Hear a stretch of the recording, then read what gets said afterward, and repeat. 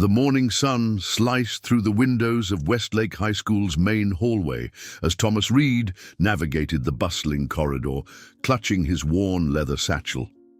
At 42, he looked older than his years. Grey peppered his temples. Deep lines etched around his eyes. Students parted around him like water around a stone, barely registering the new face among them. Room 237. Room 237, Thomas muttered, scanning the numbered doors. From the far end of the hallway, Brad Wilson lounged against a row of lockers, his athletic 6'2" frame commanding attention. Flanking him were Jason Reeves and Tyler Michaels, Brad's faithful lieutenants in the carefully maintained social hierarchy of Westlake High. Fresh meat at 2 o'clock, Jason nudged Brad, nodding toward Thomas. Brad's eyes narrowed, taking in Thomas's rumpled tweed jacket, the slight hunch of his shoulders. The way his gaze remained fixed on the floor. A slow, predatory smile spread across his face. "Gentlemen," Brad straightened, adjusting his Letterman jacket, "I believe we've found this semester's entertainment." Tyler snickered, already recording with his phone. $10 says I can make him drop his stuff before first period. "You're on," Jason replied. The trio moved with practiced coordination, positioning themselves in Thomas's path. As the new teacher approached, absorbed in finding his classroom, Brad extended his foot just enough. Thomas's shoe caught, sending him stumbling forward. His satchel hit the floor, spilling papers, pens, and a dog-eared copy of To Kill a Mockingbird. Across the hallway tiles, laughter erupted around them. Thomas knelt silently, gathering his belongings while students stepped over and around him. No one offered help. "Welcome to Westlake, old man," Brad said loudly enough for the gathering crowd to hear. "Watch your step." Thomas looked up, making brief eye contact with Brad. There was something in that gaze, not anger or embarrassment, but a calm assessment that made Brad's smile falter momentarily. "Thank you for the advice," Thomas replied quietly, rising to his feet. "I'm always careful about where I step." He straightened his jacket and continued down the hall as if nothing had happened. "Dude's a total pushover," Tyler laughed, pocketing his phone. "This is gonna be too easy."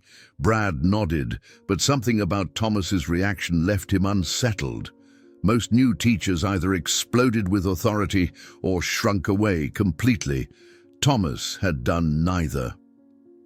In room 237, Thomas arranged his meager supplies on the desk and studied the class roster.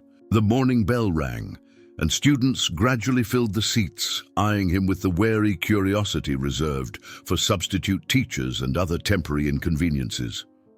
"Good morning," Thomas began, his voice surprisingly firm despite its softness. "I'm Mr. Reed, your new English teacher."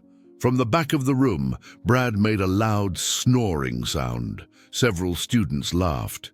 Thomas didn't acknowledge the interruption. "This semester, we'll be exploring literature that challenges our understanding of power, justice, and moral courage." "Boring," Jason called out. Again, Thomas continued as if he hadn't heard. "We'll begin with a question. Is it possible to have power without force?" The classroom fell silent, not from respect but from confusion. This wasn't how teachers usually responded to disruption. "Mr. Wilson," Thomas said, looking directly at Brad without checking the seating chart. "Would you care to share your thoughts?" Brad blinked, surprised at being addressed by name. No, that's why we have an army, right? Power is force." Thomas nodded thoughtfully. "An interesting perspective. Anyone else?" A girl in the front row, Sophia Chen, captain of the debate team, raised her hand. "I think real power doesn't need force. Force is what people use when they don't have actual power." Brad rolled his eyes dramatically. "Says someone who's never won a fight." "Actually," Thomas interjected, "Ms. Chen makes an excellent point. Throughout history, those with the most lasting influence rarely relied on physical dominance alone." He turned to write on the whiteboard, and as he did, a piece of chalk hit him squarely between the shoulder blades. leaving a dusty mark on his jacket. The class held its collective breath. Tyler quickly pocketed his phone, having captured the moment. Thomas turned slowly, his expression unchanged. As I was saying, we'll be examining how true power manifests in unexpected ways. His eyes scanned the classroom, lingering briefly on Tyler, and how our actions, no matter how small or seemingly inconsequential, create ripples that eventually return to us. For the remainder of the class, Thomas conducted a discussion on the opening chapters of To Kill a Mockingbird. Seemingly oblivious to the paper airplanes, whispered insults and barely concealed laughter directed his way. When the bell rang, students filed out, already forgetting the unremarkable new teacher, all except Sophia, who lingered behind. "I'm sorry about them, Mr. Reed," she said quietly. "They're like that with everyone, but especially substitutes and new teachers." Thomas smiled, the expression warming his weathered face. "Don't worry, Miss Chen. I've faced much worse than teenage posturing." "They won't stop, you know," Sophia warned. "Mr. Crawford, the teacher you replaced, left because of them, had a breakdown in the middle of class after they put laxatives in his coffee." "Did he?" Thomas replied, something flickering behind his eyes. "How unfortunate. Just be careful, okay?" Thomas nodded. "Always. And Sophia, thank you for your contribution today. It's refreshing to find someone who understands that true strength isn't always the most visible." As Sophia left, Thomas noticed a small object on the floor near his desk, a student ID card. He picked it up, examining the photo of a timid-looking boy with glasses. "Eli Martinez," he read aloud, pocketing the card. In the cafeteria, Brad, Jason, and Tyler held court at their usual table, surrounded by teammates and admirers. "You should have seen his face when the chalk hit him," Tyler laughed, replaying the video. "Total deer in headlights." "I give him 2 weeks before he quits," Jason added, biting into his sandwich. Brad wasn't laughing. "Something's off about him. Did you notice how he knew my name? First day, no seating chart. Probably got briefed about the troublemakers." Tyler shrugged. "Or your reputation precedes you, man?" "Maybe," Brad conceded, "but we need to step it up. This guy's too calm." Across the cafeteria, a commotion erupted. Eli Martinez, a sophomore known primarily for his perfect attendance and talent for becoming invisible, was frantically searching his pockets. "I can't find my ID," he stammered. To the lunch lady, "I swear I had it this morning." "No ID, no lunch?" she replied mechanically. "School policy." Brad smirked. "Watch this." He stood and crossed to Eli. "Problem, Martinez." Eli stiffened. "I'm fine, Brad. Just lost my ID." "That's tough," Brad said loudly. "Guess you'll go hungry again today." He turned to the lunch lady. "He's always losing things. Pretty irresponsible." The students in line snickered. Eli's face flushed with humiliation. "Mr. Martinez," a quiet voice cut through the laughter. Thomas Reed approached, holding out Eli's ID card. "I believe you dropped this in my classroom earlier." Eli's relief was palpable. "Thank you, Mr. Reed. I didn't even have your class yet." "Must have fallen while you were passing by," Thomas replied, though both knew Eli's schedule wouldn't have taken him anywhere near room 237 that morning. Brad's eyes narrowed as he watched the exchange. Thomas seemed to sense his gaze, turning slightly to meet it with that same calm, measuring look from the hallway incident. "Mr. Wilson?" Thomas acknowledged with a slight nod. "Enjoying your lunch?" "Was until the hall monitor showed up," Brad retorted. Thomas smiled, not the forced smile of an intimidated teacher, but something knowing and almost anticipatory. "We all have our roles to play, don't we? Enjoy the rest of your day." As Thomas walked away, Brad felt an unexpected chill. There was something in the new teacher's demeanor that didn't fit, like finding a wolf's track in your backyard when you thought you were only dealing with stray dogs. "We need to put this guy in his place," Brad declared, returning to his friends. "For real." "What are you thinking?" Jason asked. Brad watched Thomas exit the cafeteria. "I'm thinking Mr. Reed needs to learn how we handle teachers who don't know their place at Westlake." That afternoon, as Thomas returned to his classroom after the final bell, he found his door slightly ajar. Inside, his desk had been meticulously rearranged. Every item shifted just 2 inches to the left, a subtle disorientation that most would attribute to faulty memory rather than tampering. Thomas surveyed the room, noting the nearly imperceptible smartphone glinting from behind the window blinds. He walked to his desk, allowing a convincing moment of confusion to cross his features for the benefit of the camera.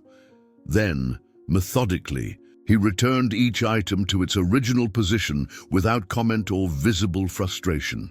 When he finished, Thomas looked directly toward the hidden phone and smiled. "Lesson 1, he said softly. "Know your opponent. Have you ever experienced the quiet confidence of someone who seems unbothered by attempts to intimidate them? What does that tell you about their past experiences?" By the end of Thomas Reed's first week at Westlake High, the faculty lounge buzzed with speculation about the new English teacher who somehow managed to maintain order despite being the target of the school's most notorious troublemakers. "I don't understand it," said Ms. Patel, the calculus teacher. "Crawford was broken within a month, and he was a 20-year veteran." Principal Donovan sipped his coffee. "Reed's background is interesting. Military service, then some classified government work before switching to education 5 years ago. His references were impeccable, if vague. Military, huh?" Coach Bennington grunted. "Doesn't look it. Guy's built like a librarian." On Monday morning, Thomas arrived to find his classroom door plastered with printouts of his face superimposed on various embarrassing images. Students snickered as they passed. With methodical calm, Thomas removed each paper, folded them neatly, and placed them in his satchel before unlocking the door.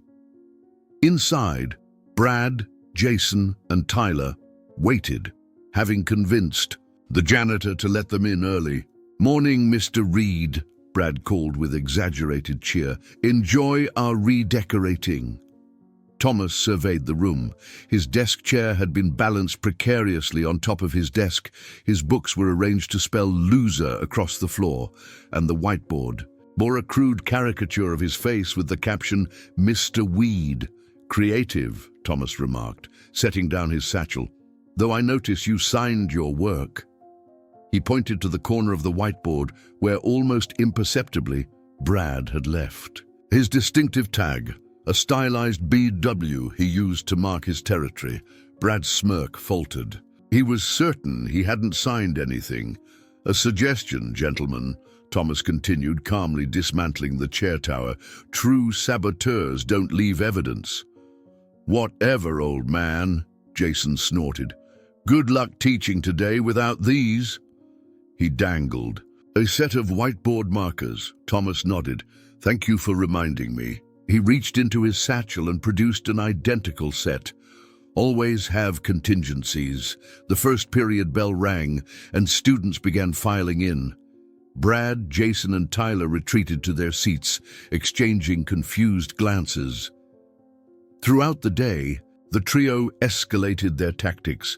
They stole Thomas's lunch from the faculty refrigerator, replaced his coffee with vinegar, and orchestrated a symphony of dropped books and fake coughing fits during his lectures. Thomas absorbed each disruption with the same unnerving composure, adapting instantly and continuing as if nothing had happened. By Friday, their usual routine had failed to produce even a hint of the frustration or helplessness they'd come to expect from their targets.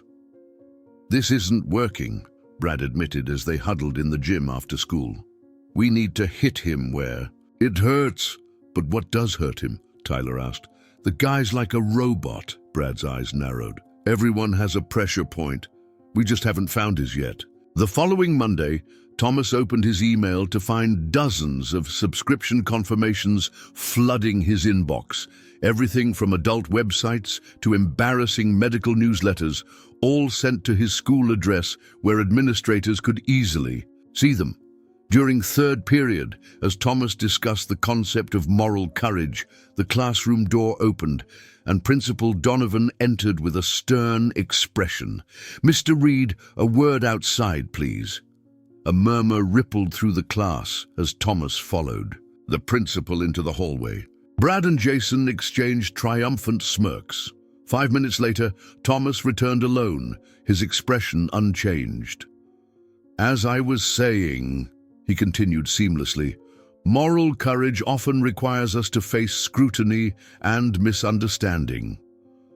After class, Brad lingered behind. "Trouble with administration, Mr. Reed?" he asked innocently. Thomas arranged papers on his desk. "Actually, Mr. Wilson, I was explaining to Principal Donovan how my military cybersecurity training allowed me to trace the origin of some inappropriate emails sent from school computers." He looked up, meeting Brad's gaze. "Fascinating digital footprints we leave behind, don't you think?" Brad's confidence wavered. "What are you talking about? IP addresses, device identifiers, timestamp patterns?" Thomas shrugged. "Technical details? Really? The important thing is that Principal Donovan now has a better understanding of the situation." "Are you threatening me?" Brad demanded, his voice rising. "Not at all," Thomas replied calmly, "just sharing an educational moment about digital consequences. Incidentally, your government project on Cold War espionage is due tomorrow. I look forward to reading it." Brad froze. "How did you know about my government project?" Thomas smiled that unnerving smile again. "Teachers talk, Mr. Wilson. We compare notes." As Brad stalked away, his mind raced. Something wasn't adding up about Thomas Reed, and for the first time, a flicker of genuine unease replaced his customary arrogance. That afternoon, in the secluded smoking area behind the gym, Brad, Jason, and Tyler regrouped. "He traced the emails back to us," Brad explained, "and he knew about my government project." "So what?" Tyler shrugged. "Teachers gossip." "It's more than that," Brad insisted. "He's always one step ahead, like he knows what we're going to do before we do it." "Dude, he's just a burnout teacher," Jason said. "You're getting paranoid." "Am I?" Brad pulled out his phone and opened a browser. "I'm going to find out who this guy really is." But searching for Thomas Reed yielded thousands of results and no clear information about their teacher. Brad scrolled through pages of social media profiles and professional listings with growing frustration. "There's nothing," he admitted. "It's like he didn't exist before he came here." "Maybe that's because he's using a fake name," a voice said. Behind them, the trio spun around to find Sophia Chen standing a few feet away, arms crossed. "What do you want, Chen?" Brad snapped. "To warn you," Sophia replied evenly. "You're messing with someone you don't understand." Tyler laughed. "What? Are you crushing on the new teacher now?" Sophia ignored him. "I did some research for the school newspaper. Mr. Reed's credentials check out, but there are gaps, years where he seemingly disappeared. And the references the school called, they all had government email domains." "So what?" Jason asked. "So maybe," Sophia suggested, "before you push him further, you should ask yourselves why someone with his background would be teaching high school English in the first place." After Sophia left, an uncomfortable silence fell over the group. "She's full of it," Tyler finally said, but his voice lacked conviction. "Maybe," Brad muttered. "Or maybe we need to find out what Reed's hiding." The next day, Thomas arrived to find Eli Martinez waiting outside his classroom, sporting a black eye and clutching his backpack like a shield. "Mr. Martinez," Thomas acknowledged. "That looks painful." Eli glanced nervously down the hall. "It's nothing, sir. I walked into a door." Thomas unlocked his classroom. "Interesting. In my experience, doors rarely form knuckle-shaped bruises." Eli remained silent. "Would you like to come in and tell me what really happened?" Thomas offered. "I can't," Eli whispered. "It'll just make things worse." Thomas studied the boy. It was Brad and his friends, wasn't it? Eli's eyes widened in panic. Please don't say anything. They said if I told anyone, they'd... He trailed off. They'd what? Thomas prompted gently. They found some private stuff on my phone, Eli admitted, his voice barely audible. Messages to someone. They said they'd share them with everyone if I didn't give them my college fund money. Thomas's expression hardened almost imperceptibly. How much have they taken? Almost $2,000, Eli said, eyes welling with tears. My grandparents have been saving since I was born. I can't tell my mom. She'd have to confront the school, and then everyone would know about the messages, and I can't. Thomas placed a hand on Eli's shoulder. You don't have to face this alone, Eli. You don't understand, Eli insisted. Brad's dad is on the school board. They're untouchable. No one is untouchable, Thomas said quietly, and something in his tone made Eli look up. Some people just haven't encountered the right touch yet. That afternoon, Thomas observed Brad, Jason, and Tyler from his classroom window as they strutted across the parking lot, laughing and shoving each other. Their casual cruelty reminded him of other predators he'd encountered, men who believed their positions of power made them invulnerable to consequences. Thomas opened his desk drawer and removed a small notebook. Inside were methodical notes on each of the three boys, their class schedules, family backgrounds, social connections, and most importantly, their vulnerabilities. Information gathered through careful observation, strategic conversations with other teachers, and access to school records that his position afforded him.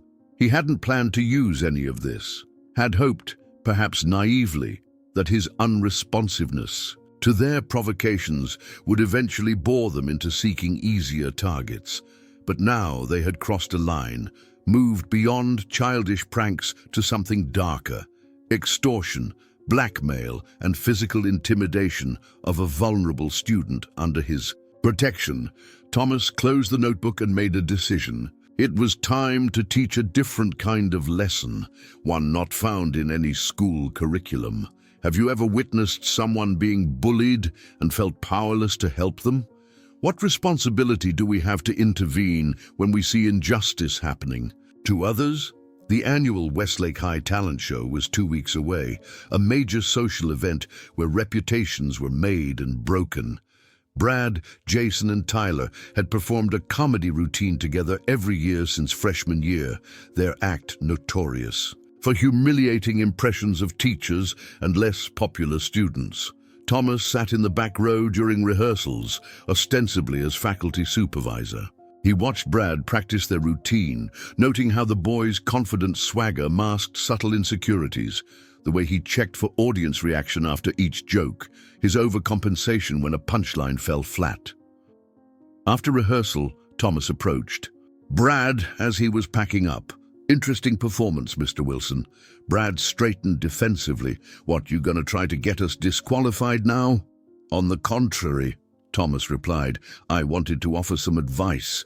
Your timing was off in the third section. Brad blinked in surprise. What? Comedy requires precise timing, Thomas explained. You rushed the setup, which undercut the punchline. He demonstrated, delivering the line with expert cadence. Like that, Brad stared, caught between suspicion and intrigue. You know comedy? I know performance, Thomas said, and how to read an audience. He turned to leave, then added casually, by the way, impressive car you drive. Lexus is $350, right? Must have cost a fortune. My dad got me a deal, Brad replied automatically. Thomas nodded. Of course, though I couldn't help noticing you've been unusually generous lately. New watches for your friends, lunches paid for. Sudden windfall? Brad's expression closed immediately. Mind your own business, Reed. Just making conversation, Thomas smiled. Good luck with your act.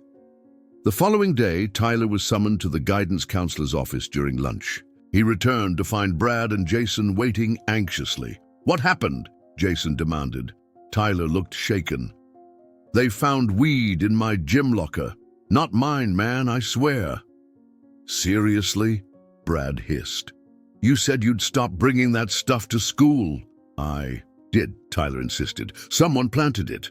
And get this, when Mrs. Hoffman asked if I knew who might have done it, she mentioned that someone sent an anonymous email suggesting they check my locker right after gym class. When we're all showering, Jason realized. When anyone could access the lockers unnoticed. Brad's eyes narrowed. "What happened with Hoffman?" "That's the weird part," Tyler said. "She gave me a lecture, but no suspension. Said as long as I agreed to weekly counseling sessions, she'd keep it between us. Like she was more concerned about me than the drugs." "That doesn't make sense," Brad muttered. "Gardner got expelled last year for the same thing." "She said something else too," Tyler added. "Asked if I was being pressured by friends to do things I wasn't comfortable with, like she knew something." The implications hung in the air between them. The next morning, Jason arrived at school to find his girlfriend, Mackenzie, waiting at his locker with a stony expression. "We need to talk," she said coldly. "What's wrong?" Jason asked, confused. "This," Mackenzie thrust her phone in his face. On the screen was an Instagram direct message from an account he didn't recognize.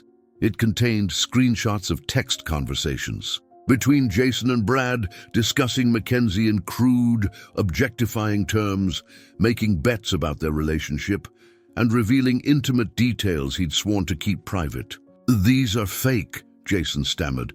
"Someone's messing with you." "Really?" Mackenzie scrolled to a particular exchange dated from when they first started dating. "So you didn't tell Brad you were only dating me to make Heather jealous? And you didn't bet him $50 you could get me to—" "Mac, I can explain." "Save it," she cut him off. "Everyone's seen these, Jason. Everyone." She walked away, leaving him staring after her in shock. By third period, Jason pieced together what had happened. Somehow someone had accessed his text history with Brad, selected the most damaging exchanges, and sent them to not just Mackenzie, but her entire friend group. His social media was flooded with angry messages. Former friends were cutting him in the halls, and even the other basketball players were keeping their distance. When he confronted Brad in the bathroom between classes, his friend was equally bewildered. "My texts got hacked too," Brad admitted. "Someone's going after all of us." "Reed," Jason said immediately. "It has to be." Brad shook his head. "How would a teacher get our phone data? That's illegal."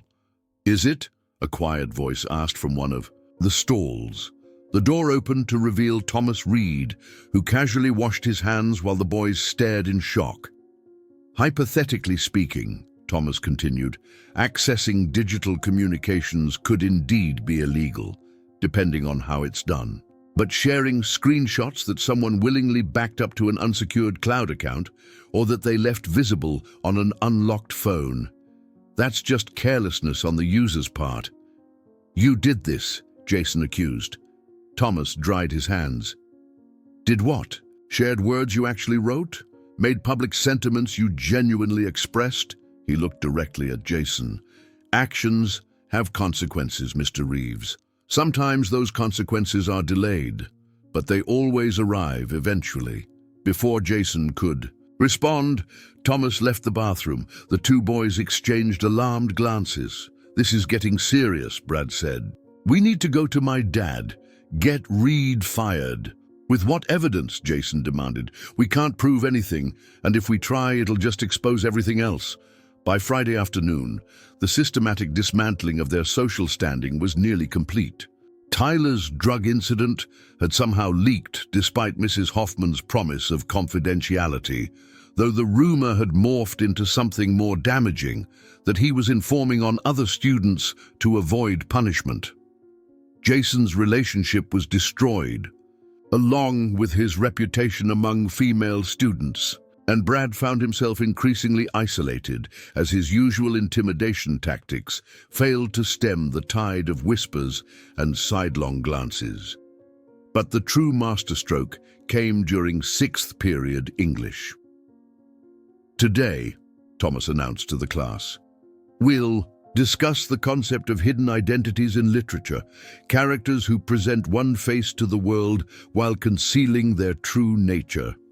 He clicked to the first slide of his presentation, a screenshot of a private Instagram account under the username KingBrad23. The profile picture showed Brad in his car, flashing a stack of cash. The bio read, "Flipping profits. DM for premium services." Brad froze in his seat as Thomas clicked to the next slide, a carefully redacted message exchange showing Brad arranging to sell test answers and papers to other students. Consider, for example, how Jay Gatsby built his fortune through illicit means while crafting a public persona of legitimacy. Thomas continued calmly. Literature often explores this duality. The class sat in stunned silence, Brad's face drained of color. "Sir," Sophia raised her hand, "where did you get these images?" "An anonymous submission for our discussion," Thomas replied. "Though I've redacted identifying information, these serve as an excellent modern example of our literary theme." He clicked to the next slide, which showed a bank statement with deposits matching withdrawal amounts from Eli Martinez's account. Again, names were theoretically redacted, but everyone in the classroom knew exactly who they were looking at. "Mr. Reed," Brad finally found his voice, "this is inappropriate." "Is it?" Thomas asked innocently. "I'm merely using contemporary examples to illustrate literary concepts. If certain students find the material uncomfortable, perhaps they should examine why." By the time the bell rang, Brad's carefully constructed world was collapsing. The whispers had already started. How he'd been extorting money from students, selling test answers, orchestrating an elaborate cheating ring under the administration's nose. Brad, Jason, and Tyler cornered Thomas in the empty classroom after school. "You've gone too far," Brad seethed. "My father will have your job for this." "For what?" Thomas asked calmly. "Teaching literature with relevant examples. All the evidence was anonymously submitted, with names redacted. I followed every educational protocol." "We know what you're doing," Tyler said. "This is personal." "No," Thomas countered. "This is education, the most valuable kind, learning that actions have consequences." "Why us?" Jason demanded. "What did we ever do to you?" Thomas's expression hardened. "It's not what you did to me, Mr. Reeves. It's what you did to Eli Martinez, and likely countless others before him. Extortion, blackmail, physical intimidation." Brad's eyes widened. "Eli told you?" "He didn't have to," Thomas replied. "I recognize predatory behavior when I see it. I've encountered men like you three before, men who mistake cruelty for strength, who prey on vulnerability because they can't face their own." Something in Thomas's tone silenced even Brad. For the first time, they glimpsed something beneath his mild-mannered exterior, something cold and implacable. "Who are you, really?" Brad asked quietly. Thomas regarded him thoughtfully. "Someone who learned long ago that true power isn't about domination, but precision. Not about how hard you can hit, but knowing exactly where to apply pressure." He gathered his papers. "I suggest you return what you took from Eli, all of it, by Monday morning." "Or what?" Brad challenged, but his voice lacked conviction. "Or nothing," Thomas smiled. "I've already made my point. The rest is up to you." As the boys left, shaken and uncertain, Thomas sat alone in his classroom. He opened his notebook and made a final entry before closing it with finality. Phase 1 was complete. But the true lesson, the revelation that would transform this from mere punishment to genuine education, was yet to come. Meanwhile, in the school parking lot, Brad, Jason, and Tyler huddled around Brad's car. "This ends now," Brad declared, unlocking his phone. "I'm calling my dad." "And telling him what?" Tyler asked. "That we've been running a cheating ring and blackmailing students?" "No." Brad's eyes gleamed with desperate inspiration. "That we've discovered our teacher is not who he claims to be." He opened a browser and typed, "Thomas Reed Military Intelligence Scandal." The search results loaded, and at the top was a headline none of them expected. Intelligence Officer Thomas Reed reportedly killed in classified operation gone wrong. The article, dated 3 years earlier, showed a blurry photograph of a military funeral with a flag-draped coffin. "That's impossible," Jason whispered. "He's not dead?" A voice finished behind them. They spun around to find Thomas standing there, watching them with that same unsettling calm. "The thing about classified operations," he said conversationally, "is that sometimes the most effective solution is for certain individuals to simply disappear. Have you ever wondered about the hidden depths of the people around you? How often do we truly understand the experiences that have shaped someone into who they are today?" Monday morning arrived with a tangible tension at Westlake High. Rumors about Brad, Jason, and Tyler swirled through the halls, their carefully constructed social kingdom crumbling under the weight of exposed secrets and hypocrisy. Thomas arrived early to find Principal Donovan waiting outside his classroom, expression grim. "A word, Mr. Reed." Inside Donovan's office, the principal closed the door and sighed heavily. "I've received some concerning allegations from Bradley Wilson's father. Claims that you're using psychological tactics against his son and friends. Even a wild accusation that you're impersonating a deceased military officer." Thomas remained impassive. "I presume you've looked into these claims?"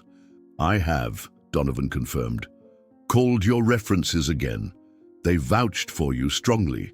Said, to tell you, Protocol 7 applies." He studied Thomas curiously. "Mind telling me what that means?" "It means," Thomas explained carefully, "that I'm authorized to handle this situation according to established parameters."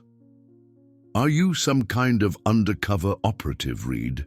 Because if you're using my school for—" "I'm exactly what my credentials say I am," Thomas interrupted. "A qualified teacher with a background that provides certain perspectives on behavioral correction." Donovan leaned back. "Those boys have been terrorizing this school for years. Their parents donate enough money that the board looks the other way. I've lost 4 good teachers because of them." He paused. "Whatever you're doing, I don't want to know the details. Just tell me one thing. Are you breaking any laws?" "No," Thomas replied honestly. "I'm merely creating natural consequences for their actions, teaching them that power doesn't equal impunity." Donovan nodded slowly. "Wilson's father is demanding your termination." And I told him I'd need substantial evidence of misconduct, which he doesn't have." Donovan allowed himself a small smile. "Those boys need a lesson. Just don't take it too far."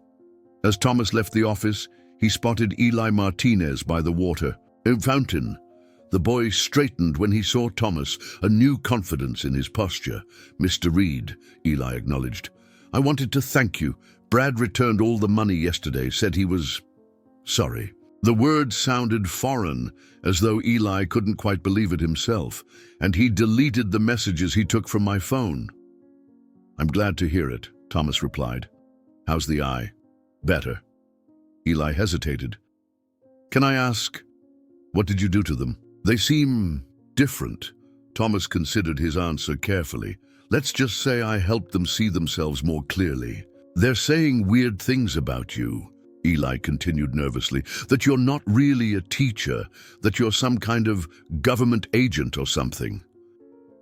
"People often invent explanations when faced with situations they don't understand," Thomas replied. "It's easier than acknowledging simple truth." "What truth?" Thomas smiled enigmatically. "That sometimes the quietest person in the room is the one you should worry about most." Third period English was unnaturally silent as students filed in, casting furtive glances between Thomas and the trio seated in the back row. Brad, Jason, and Tyler had arrived early for once, their usual swagger replaced by wary vigilance. "Today," Thomas began, "we conclude our unit on power dynamics with a final discussion of redemption and second chances." He clicked to his presentation's first slide, which displayed a single quote.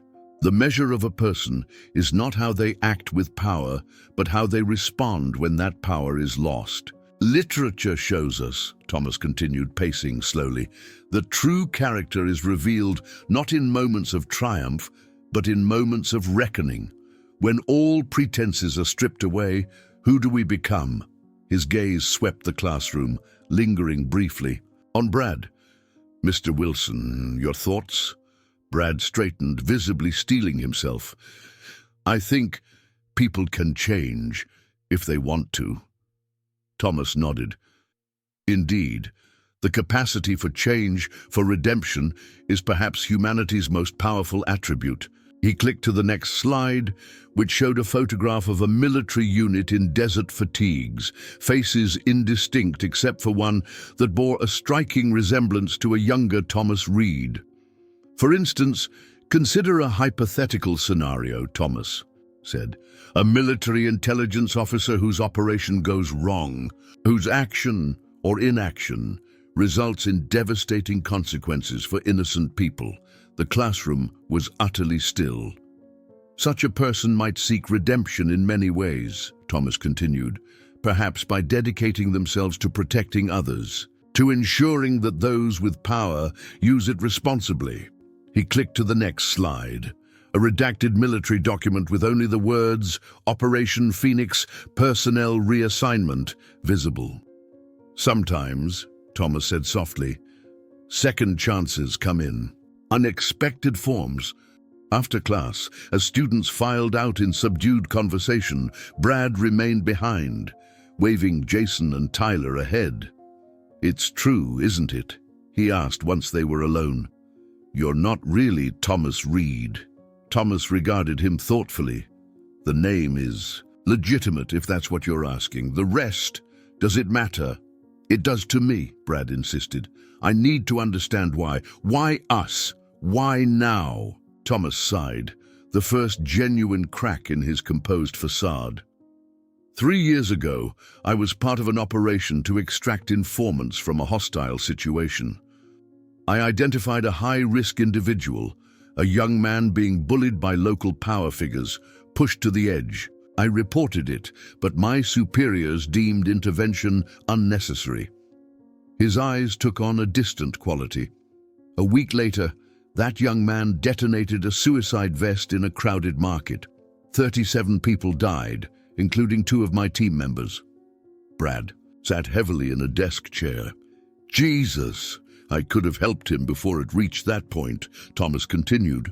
"Could have recognized the signs earlier, countered the influence of those who were pushing him toward destruction. My failure cost lives." "What does that have to do with us?" "When I saw how you and your friends treated Eli, and likely others, I recognized the same pattern. Different context, same dynamics. People with power using it to break someone vulnerable." "We weren't trying to turn Eli into a terrorist," Brad protested weakly. "No," Thomas agreed. "But you were teaching him that the world is divided into predators and prey, that justice doesn't exist, that suffering is inevitable for people like him." He leaned forward. "Those lessons destroy more than you know." Brad stared at his hands. "So all this, exposing us, dismantling everything, it was what? Saving us from ourselves?" "Partly," Thomas acknowledged, "and partly saving others from you, breaking a cycle before it caused irreparable harm." He studied Brad's face. "The question now is, what will you do with this understanding?" For the first time in their interactions, Brad seemed genuinely reflective. "I don't know. I can't just change overnight." "I'm not asking for overnight," Thomas replied. "I'm asking for a beginning." That afternoon, the talent show auditorium buzzed with excitement. Brad, Jason, and Tyler were scheduled to perform their comedy routine, a tradition everyone expected despite the recent rumors circulating about them.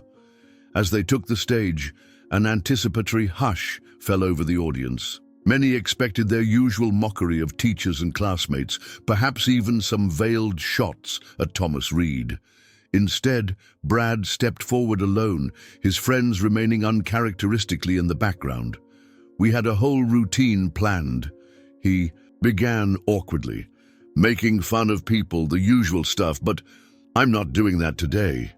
Confused murmurs rippled through the audience. The truth is, Brad continued, a lot of our comedy, a lot of what we do in general, has been about putting other people down to make ourselves feel bigger.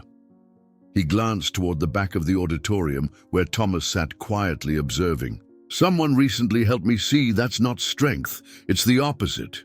The auditorium fell silent. So instead of our usual act, we want to do something different. He gestured to Jason and Tyler, who wheeled out a projector.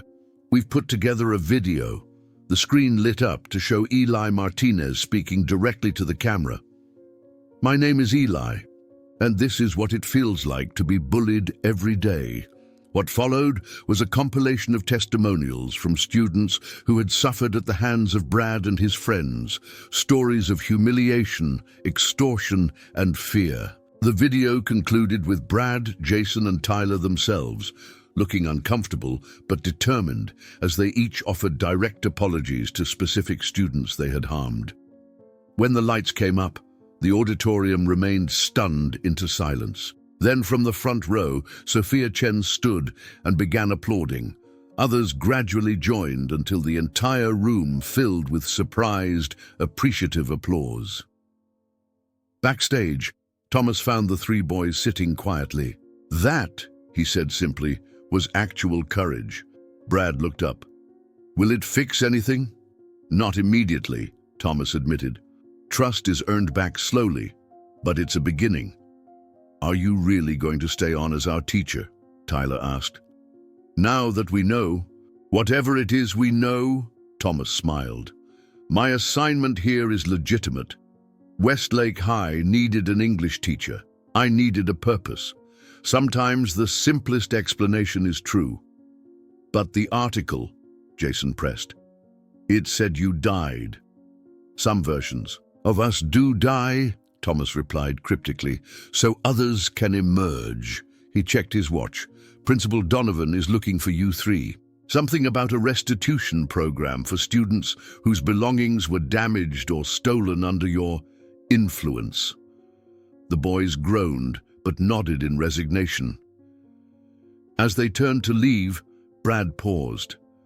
Mr. Reed, or whoever you are, did you ever have another reason for coming here? Something you're not telling us? Thomas considered the question. Let's just say Westlake High was flagged in certain systems. Too many incidents, too many signs of systemic bullying left unchecked. The kind of environment that creates deeper your problems down the line. So we were an assignment, Brad asked, a hint of his old defensiveness returning. No, Thomas corrected. You were an opportunity, a chance to prevent history from repeating itself. He studied them thoughtfully. What you become next is entirely up to you. 6 weeks later, as the semester drew to a close, Thomas stood in his empty classroom after the final bell. He was packing the last of his personal items when Principal Donovan appeared in the doorway. So the rumors are true, Donovan said. You're leaving us. Thomas nodded. My work here is complete. The school board finally got to you? No, Thomas smiled. This was always a temporary assignment. Time to move on. Donovan shook his head. Ruefully, whatever your real story is, Reed, you've changed this place. Those three boys, they're different. Starting a peer mediation program of all things. People can surprise you, Thomas replied, when given the right motivation. Where will you go next? Thomas shouldered his satchel. There's a school in Denver with some concerning patterns, signs of trouble that could use early intervention. More bullies to reform? Donovan asked. More potential to salvage, Thomas corrected. Before it's too late. As Thomas walked through Westlake's halls one final time, he passed Eli Martinez and Brad Wilson sitting together on a bench, heads bent over a textbook in seemingly impossible collaboration. They looked up as he passed, offering respectful nods, which he quietly returned. Outside in the parking lot, Thomas found Sophia Chen leaning against his car. "I knew you weren't just a teacher," she said without preamble. "My college application essay is about you, you know. The observer who changed everything without raising his voice." Thomas raised an eyebrow. "Sounds like an interesting hypothesis." "It's more than that," Sophia insisted. "You showed everyone something important, that real power isn't loud. It's methodical, purposeful." She studied him curiously. "Will there be others like you at other schools?" "Perhaps," Thomas replied enigmatically, "where needed." "Good," Sophia said firmly. "Because there are Brad Wilsons everywhere." She offered her hand. "Thank you, Mr. Reed, whatever your real name is." Thomas shook her hand. "Sometimes the name we choose matters more than the one we're given. Remember that, Miss Chen," as he drove. Away from Westlake High, Thomas glanced in his rearview mirror at the school building receding behind him. His phone buzzed with a text from an unlisted number. "Phoenix protocol complete. New assignment coordinates transmitted." Thomas allowed himself a small smile of satisfaction. In his line of work, victories were rarely dramatic or publicly acknowledged. But sometimes, preventing a tragedy was worth more than any recognition. In the three bullies who had targeted the wrong teacher, he had recognized familiar patterns, the seeds of something potentially devastating if left unchecked. In redirecting their path, he might have altered countless future lives in ways no one would ever measure. That was the nature of true power, not in domination, but in transformation. Not in breaking others, but in helping them rebuild themselves into something better. And sometimes, the most brutal consequence wasn't punishment at all, but the moment when someone finally saw themselves clearly for the first time. When someone shows you who they truly are beneath their public face, how does it change your understanding of their actions? And what would the world look like if we all had the courage to face ourselves with the same honesty? If this story touched your heart, please subscribe for more powerful tales like this. See you in the next video. All stories on this channel are works of fiction created solely for entertainment. Any similarity to real persons or events is purely coincidental.